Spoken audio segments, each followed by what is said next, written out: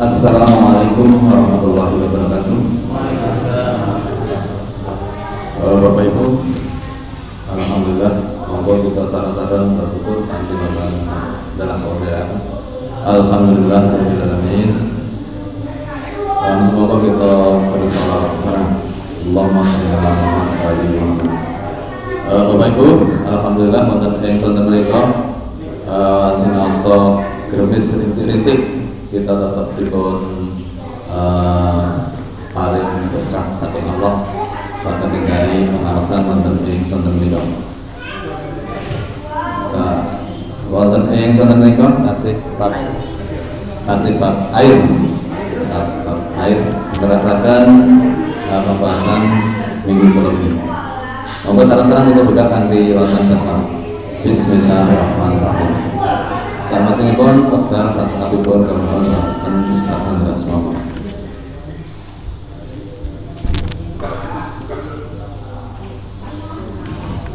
Assalamualaikum warahmatullahi wabarakatuh. Alhamdulillah wa syukurillah ala nikmatillah wa la hawla wa la quwata illa billah. Ashhadu an la ilaha illallah wahdahu la syarika lah wa asyhadu anna Muhammadan abduhu wa rasuluhu la nabiyya ba'dah. Allahumma shalli wa sallim wa barik ala nabiyyina Muhammad wa ala alihi wa ashabihi wa man tabi'ahum bi ihsan ila yaumiddin. Qala Allah ta'ala fi kitabil karim, a'udzu billahi minasy syaithanir rajim. Ya ayyuhalladzina amanu ittaqullaha haqqa tuqatih wa la tamutunna illa wa antum muslimun, amma ba'du.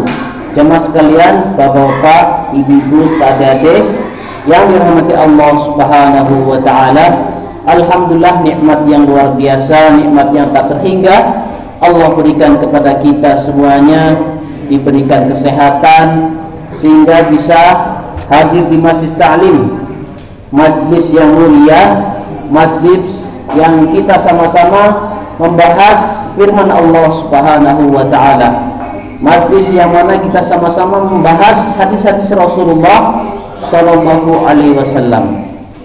Pada malam hari ini kita masih berbicara tentang air, sebagaimana minggu sebelumnya kita telah membahas tentang macam-macam air. Al-miyahul lati yajuzu biha at-tathhir, ya, air-air yang dibolehkan untuk bersuci, ya, ada 7: air hujan, air laut, air sungai, wa ma'ul bi'r, ya, air mata air, ya, wa ma'ul bi'r, air sumur, wa ma'ul ain, air mata air, wa ma'us salj, ya, air salju dan sebagainya.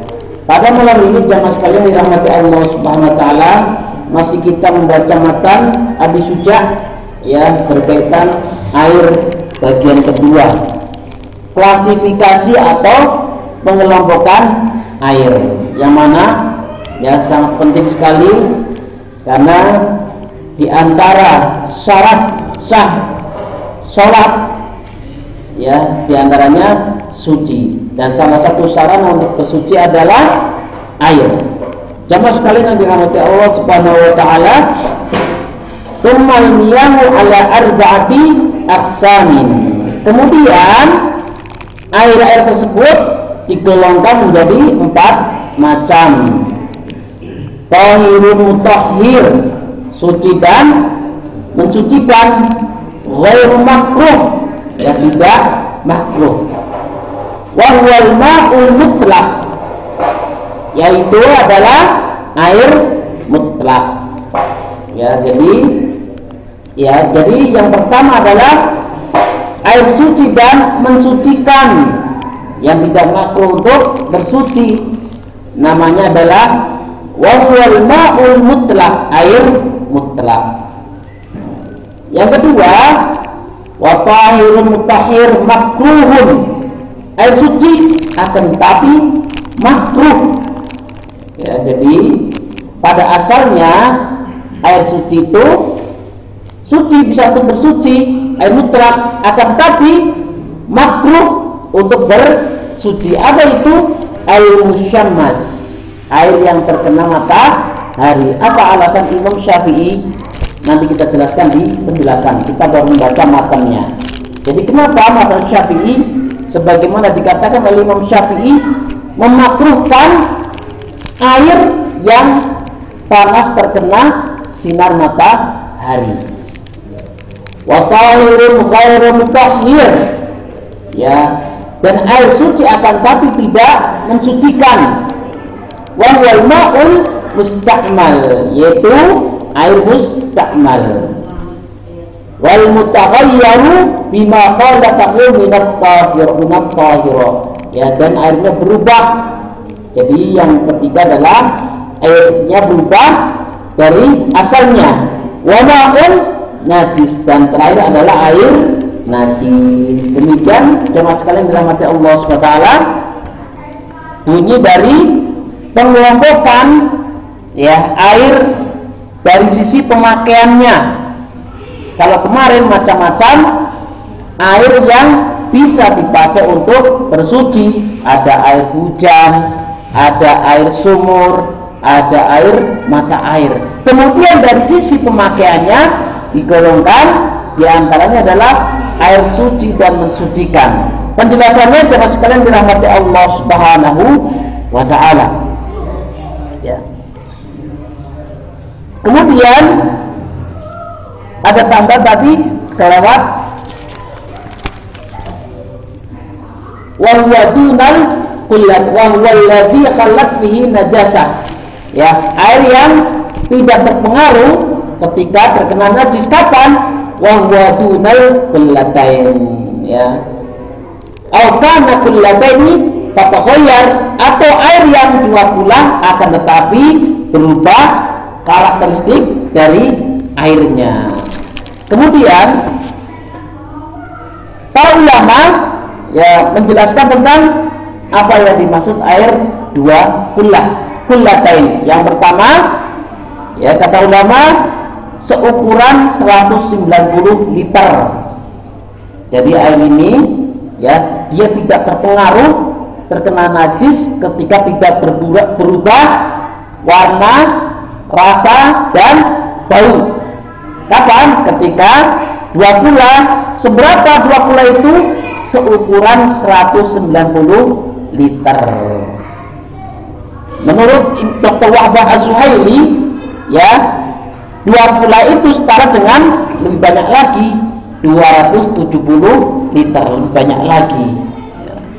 Itu berkaitan dengan dua kula. Coba sekalian dirahmati Allah Subhanahu wa ta'ala. Kemudian berbicara dengan klasifikasi air tersebut, jemaah sekalian dirahmati Allah Subhanahu wa ta'ala, air suci dan mensucikan atau tadi dikatakan air mutlak ya, wal ma'ul mutlak. Nah, yaitu air yang masih pada asalnya ya, tidak berubah warna, tidak berubah rasa, tidak berubah baunya, yang keluar dari langit maupun dari bumi. Ya seperti tadi di awal ya, al-miyahul lati yajusu biha at-tadhir, ada 7. Jadi air mutlak, belum tersentuh apapun. Ini air yang suci mensucikan ya. Jadi air laut, air hujan, air sungai, air sumur, air mata air, termasuk juga ya air yang asal penciptanya tapi berubah dari keberadaan sebagai air, misalnya air mineral dan sudah melalui proses, akan tapi air mineral tersebut belum berubah dari 3 hal tersebut. Misalnya lagi pannya mati ya, mati lampu, air sanitonya habis ya, yang ada di galon. Nah, galonnya kebetulan stoknya banyak. Nah, bisa untuk berwudu bagi saya. Tapi itu boleh untuk berwudu. Karena apa? Sekaligus sudah melalui proses, misalnya di pabrik Tetapi air mineral itu belum hilang, ya, belum hilang dari kemutlakan air tersebut, ya, air atau air yang sedikit tercampur dengan tanah, misalnya ada belik, ya, terus sekarang udah jarang belik ya, jadi keaduk-aduk itu, ya, ininya belum belum mengembang, ya, itu masih pada asalnya sebagai air mutlak, suci dan mensucikan, ya, selama, ya, perubahan itu tidak mendominasi dari air, ya, jadi masih seperti kita air mau diaduk-aduk, ya, ada tanahnya kan, dia tidak mendominasi air, masuk dengan air, ya, itu masih masuk kategori suci dan mensucikan. Itu air, ya, namanya wahwal ma'ul mutlak. Kemudian, ya, yang kedua, air suci tapi tidak mensucikan. Nah, ini dia, ya, air suci yang tidak mensucikan. Karena apa? Salah satu sifatnya sudah berubah, seperti kemarin, ya. Kalau kemarin kan salah satunya belum hilang. Kalau ini salah satunya sudah berubah. Awalnya air suci apa? Air kopi, ya. Kan awalnya air putih itu, ya, masih sekalipun sudah nanti pembahasannya, tapi dia sudah berubah warnanya, air teh, air kopi, itu suci,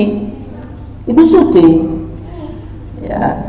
Jadi air suci tapi tidak mensucikan. Karena apa? Ada salah satu karakternya sudah berubah. Misalnya sudah warnanya sudah total berubah. Air kopi, air sirup, ya. Kalau ditanya suci atau najis? Suci, ya, suci atau najis, tapi tidak mensucikan. Ya, kenapa? Salah satu sudah berubah atau mendominasi dari warna air aslinya, ya, sudah mendominasi. Kalau tadi di awal kan belum mendominasi, hanya sekedar buket sedikit, ya, buket sedikit naik. Kalau butek lah, terus ini buket, ya.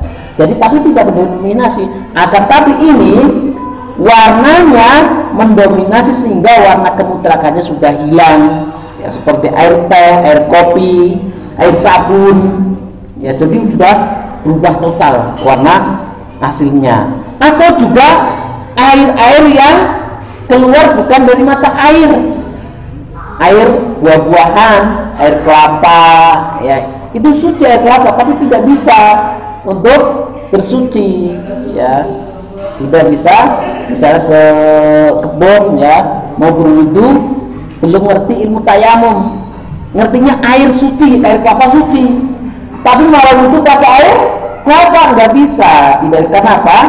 Air kelapa suci tapi tidak suci mensucikan, atau namanya air muqayyad, ya, air muqayyad. Jadi air yang diantaranya air yang keluar dari tumbuh-tumbuhan. Nah, air dari tumbuh-tumbuhan, atau air yang sangat keruh, yang kekeruhannya mendominasi sehingga menghilangkan kemutlakan airnya, ya. Berarti ini banjir banget, temen, ya. Baru banjir itu, biasanya kalau banjir sudah berhari-hari kan sudah dominasi banjir sudah hilang, ya. Jadi sudah berhari-hari kan ada bening, ya. Nah, itu kembali ke asalnya, ya. Biasanya musim banjir sumur juga semuanya buket, ya, tidak ada air bersih, ya. Kalau sudah berhari kan sudah agak bening, itu kembali kepada asalnya air bisa untuk bersuci sebagaimana di awal, ya, buketnya, ya, keruhnya tidak mendominasi air kemutlakannya. Yang berikutnya jamaah sekalian dirahmati Allah Subhanahu wa taala, ya, air najis, air yang kemasukan najis, kemudian, ya, salah satu dari tiga sifatnya muncul, ya, baunya, rasanya, atau warnanya, atau bahkan seluruhnya, ya. Wal mutakhayyaru wal mutaghayyiru bima khalaqahu minat tahira. Jadi benar-benar merubah keseluruhannya dari kesucian air. Ya. Jemaah sekalian dirahmati Allah Subhanahu wa taala. Jadi air yang benar-benar merubah ya karena terkena najis. Dan salah satu karakter najisnya muncul. Misalnya baunya berubah atau warnanya berubah. Kenapa? Sifat najisnya. Misalnya najisnya berwarna hitam, langsung lebur ke air, sekalipun airnya 2 kula karena saking banyaknya najis. Tetapi kalau yang masuk ke 2 kula tidak memberi pengaruh kepada airnya, maka dia kembali kepada asal airnya suci karena tidak muncul dari 3 ini ya, rasa, bau, dan warna. Tapi kalau salah satu muncul, dia akan berubah menjadi najis ya. Jadi ini dia ya, merubah salah satu dari 3 sifat. Air najis, air yang kemasukan najis, dan merubah ya kemutlakan air ketika keluar salah satu dari sifat ya najisnya, entah warnanya, entah rasanya, atau baunya. Itu sekalipun ya karena saking banyaknya najis, sekalipun ya airnya 2 kula, padahal 2 kula tadi dijelaskan sekitar 100 ya 270 liter atau 190 liter. Jadi jamaah sekalian dirahmati Allah SWT, berbeda zaman sekarang yang sudah ada kran ya, torennya pakai ditutupi ya, sangat susah sekali untuk terkena najis. Makanya ya aman kalau torennya ditutup ya, pakai kran aman. Kalau zaman dulu ada pemahaman, zaman saya kecil ya, wudhu itu tidak boleh pakai ember, tidak boleh dikopok ya. Padahal tangannya bersih, tidak terpengaruh, jadi boleh pakai gayung diciduk ya. Nah kebanyakan kita kalau berwudhu itu boros air ya, sampai kerannya full. Padahal kata Rasulullah SAW, termasuk tanda-tanda hari akhir ketika seorang berwudhu dengan air yang boros. Nah ini dia. Jadi tidak disukai berwudhu dengan air yang boros, makanya irit ya. Kadang kita itu terlalu boros dengan air, entah tidak beli ya, atau bahkan sampai-sampai dalam riwayat lain sekalipun berwudhu di air yang mengalir ya. Jadi sunnah berwudhu itu dengan air yang sedikit, makanya tidak masalah jenengan wudhu pakai air 1 gayung dicidui.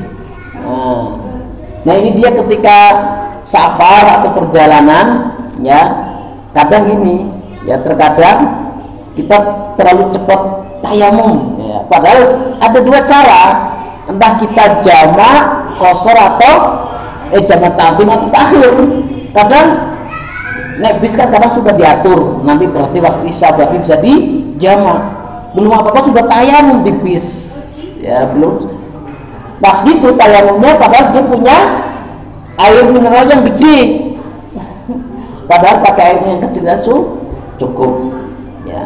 Sampai-sampai kalau kekurangan pakai spray ya, jamaah haji itu ada yang pakai spray wudhunya ya, yang penting sudah mengenai seluruh anggota tubuh. Jadi bisa kita wudhu dengan air 1 gayung ya, dicidui ya, merata. Karena kita terbiasa dengan air yang banyak, seolah-olah tidak boleh. Kalau Nabi Muhammad ya, kalau kita baca hadis tuh nanti di bab wudhu ya, irit sekali kalau pakai air untuk berwudhu, nanti dijelaskan di bab wudhu. Jadi jamaah sekalian dirahmati Allah SWT, kesimpulannya sekalipun banyak ya, ketika terkena najis dan muncul salah satu dari 3 karakter najis, maka berubah menjadi air najis.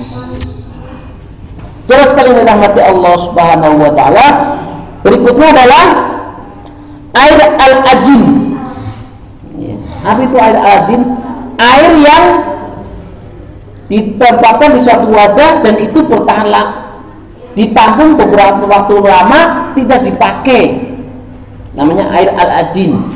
Jadi misalnya kita di rumah toren atau ember atau apa wadah, kita ditinggal pergi, ya misalnya ditinggal ke luar dinas, ada dinas ditinggal setahun, ya tinggal pulang-pulang, ya sementara tornya penuh atau embernya ada tutupnya penuh. Bagaimana hukumnya? Ya, kata ulama di antaranya Ibnu Taimiyah, adapun air yang tinggal lama di sebuah wadah, sekalipun dia berubah rasanya, misalnya tambah pahit, tetapi tidak mempengaruhi dan kita tidak melihat ada najis, maka dia kembali sebagaimana asalnya, tetap suci dan mensucikan.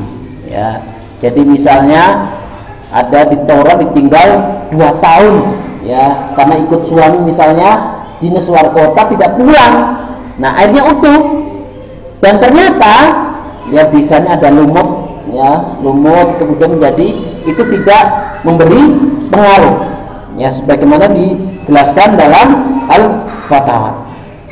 Kemudian ini yang tadi wal ma'ul musyammas, ya air yang terkena sinar matahari. Nah, mazhab Syafi'i ya hukumnya makruh. Nah, Imam Syafi'i memberi alasan kenapa ya berwudu atau bersuci dengan air yang terkena sinar matahari. Kata Imam Syafi'i, tidaklah aku memakruhkan ya air yang panas karena sinar matahari kecuali karena kesehatan. Jadi Imam Syafi'i mengatakan kenapa beliau memakruhkan air yang terkena sinar matahari, hanya karena apa? Kesehatan. Inilah kedalaman fikih para ulama. Jadi dari segala sisi diambil faedahnya, ya sampai-sampai ada sebuah riwayat dari sebuah hadis kisah Nabi Muhammad bertanya kepada anak kecil tentang burung, ya Imam Syafi'i bisa mengambil 100 faedah. Ya, jadi kedalaman Imam Syafi'i rahimahullah mengambil sebuah faedah hadis, ya dari kisah Rasulullah bertanya kepada anak yang main burung terus burungnya mati. Imam Syafi'i bisa memberikan 100 faedah hadis. Dari para ulama itu ketika menyimpulkan sebuah hadis untuk diambil hukum-hukumnya, beliau mengambil dari berbagai sisi, ya dari berbagai sisi sehingga memudahkan kaum muslimin untuk mengambil faidah. Nah, Imam Syafi'i ya memakruhkan kenapa air yang terkena sinar matahari tidak boleh bersuci. Kenapa? Merusak kesehatan, salah satunya kulit. Adapun ya secara umum ya sebetulnya tidak ada dalil yang menjelaskan tentang keharaman atau tidak bolehnya bersuci dengan air yang terkena matahari. Nah, bagaimana berwudu dengan air yang dipanasin? Ya misalnya pagi-pagi ya kita mau mandi ya atau mau berwudu dingin. Ya kalau kemarin diceritakan tidak ada, misalnya gasnya habis, ya gasnya habis, tidak ada kayu, mau berwudu kancilan. Nah, itu bisa tayamum. Karena apa? Darurat. Kaidahnya ad-daruratu tubihul mahdurat. Ya. Nah, tetapi ya kata ulama, akan tetapi ketika kita memanaskan air atau dihangatkan air dengan api, maka tidak termasuk yang dimakruhkan air tersebut untuk bersuci. Atau ke misalnya pemandian air panas ada ya, itu suci selama memang dia benar-benar tidak terkena najis. Apalagi rata-rata pemain itu airnya mengalir ya, itu boleh untuk bersuci, airnya hangat. Apalagi itu ya menyehatkan untuk kulit, ya katanya ya air panas itu yang keluar itu bagus untuk kulit, tidak masalah. Berbeda dengan air yang panas karena terkena matahari, berbeda dengan air yang mata air yang panas karena katanya mengandung belerang, itu malah menyehatnya. Itu menurut mayoritas ulama tidak masalah. Berikutnya jemaah sekalian dirahmati Allah Subhanahu wa taala, air Zam-Zam. Ya, air Zam-Zam, air yang mengandung keberkahan. Ya, kata Rasulullah SAW, air Zam-Zam itu ya kita minum sesuai dengan apa yang kita inginkan. Ya, mau sehat minum air Zam-Zam. Jadi kita boleh menyiapkan apa saja ketika akan minum air Zam-Zam untuk obat dan sebagainya. Jadi ketika panjenengan ya punya hajat, misalnya ada penyakit yang tidak sembuh-sembuh, minum air Zam-Zam, diniatkan untuk kesehatan penyakit. Jadi kita kenalnya itu air Zam-Zam itu ada doa khusus ya, ketika kita pulang haji ya, ketika ada tetangga yang pulang haji, diajarkan oleh yang baru pulang haji ke umroh. Tidak hanya itu, kata Rasulullah, air Zam-Zam itu ya tergantung kita minta apa, doanya apa, bisa dengan air Zam-Zam, karena air Zam-Zam itu mengandung keberkahan sebagaimana kurma ajwa ya di pertemuan sebelumnya. Kalau dulu di tempat saya itu kan susah air, jadi kalau musim kemarau ya dikucuri air Zam-Zam, sehingga apa, kalau tak wakil yakin betul ya, yang lain kering sumurnya dia ngalir terus ya. Itulah keberkahan air Zam-Zam. Nah, dengan punya hajat ya bisa dengan air Zam-Zam, sebelum minum diniatkan ya, pengen anaknya sehat ya, usahanya lancar dan sebagainya. Nah, ini syar'i, sebab syar'i ya. Kadang orang karena tidak tahunya mencari sebab-sebab yang salah. Nih, kalau kita bahas akidah, meyakini sebab itu ada dua ya. Kalau kita tauhid rububiyah ya, nanti suatu saat sampai. Kalau kita meyakini sebab itu ada dua. Yang pertama ya, ada penelitian dari para ahlinya. Misalnya kita makan kacang ya, kalau sudah ada penelitian bahwa kacang itu hasilnya begini begitu, itu tidak dosa. Atau kita beli obat ke dokter, itu karena apa? Sudah ada eksperimen dari ahlinya, itu tidak dosa. Jadi tidak salah ke dokter, tidak salah beli obat ke apotek, kan apa? Sudah ada tahap eksperimen penelitian sebagainya. Yang kedua, ada petunjuk dari Rasulullah bahwa sesuatu itu berkhasiat. Contohnya apa? Kurma ajwa itu berkhasiat, minyak zaitun, kemudian apa? Tadi air Zam-Zam.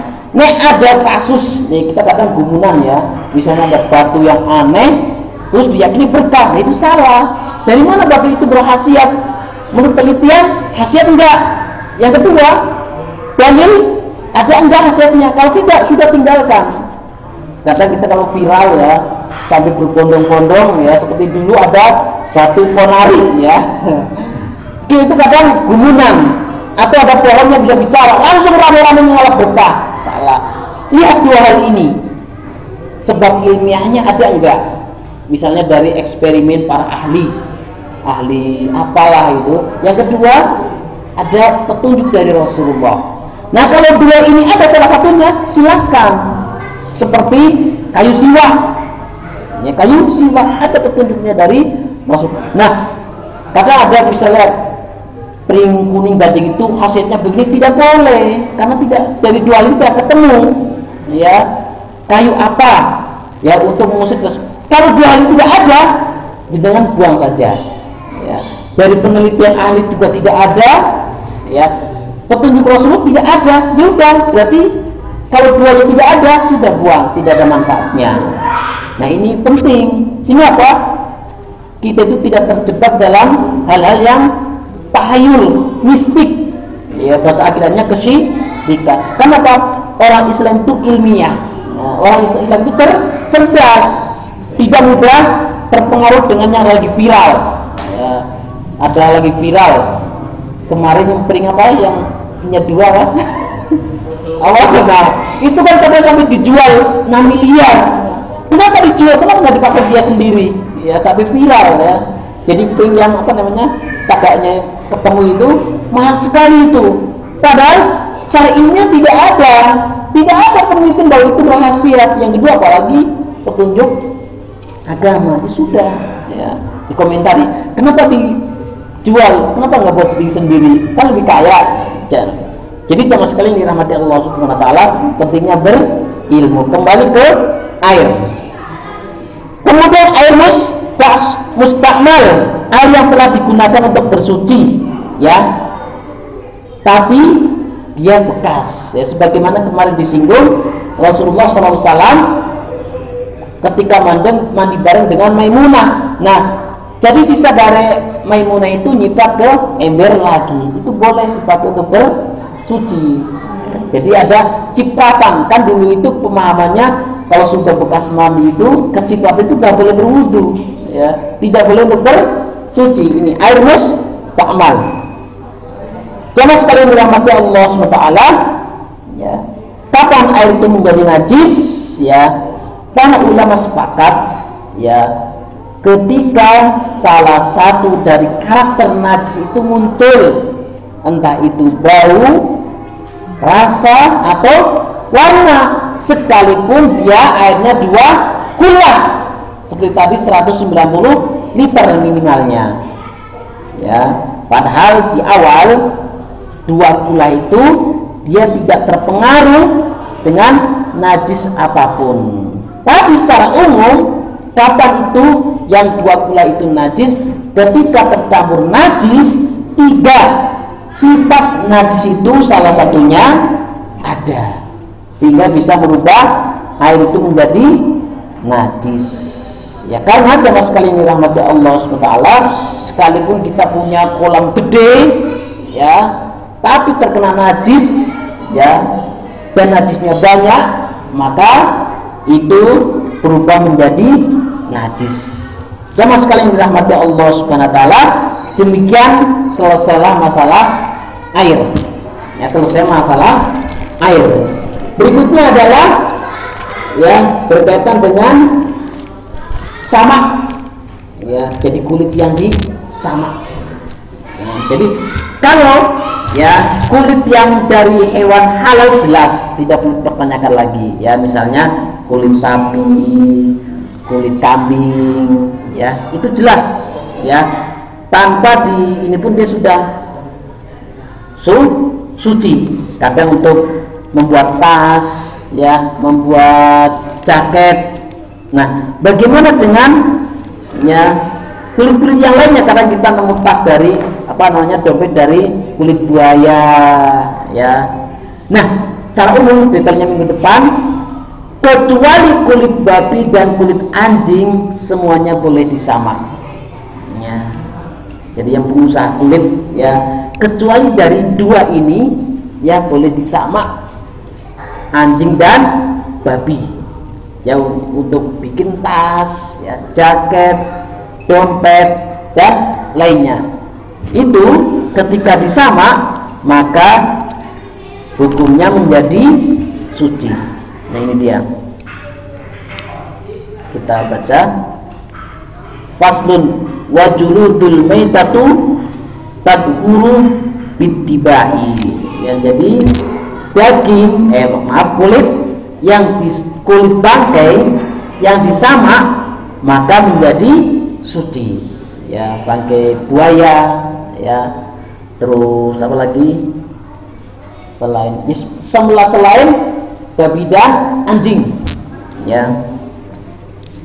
Ini dia, illa jildal kalbi wal khinzir, kecuali, ya, kulit babi dan anjing, ya, au tawallada minhuma, atau kawinan dari salah satunya. Ini dia hebatnya ulama fikih, ya.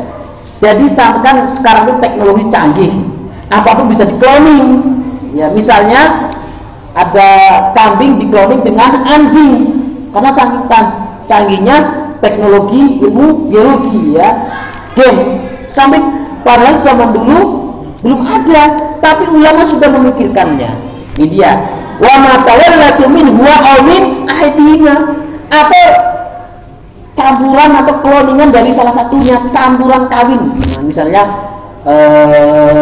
babi dikloning dengan sapi, tetap tidak boleh. Kenapa? Kawin silang. Ini hebatnya ulama, luar biasa, ya.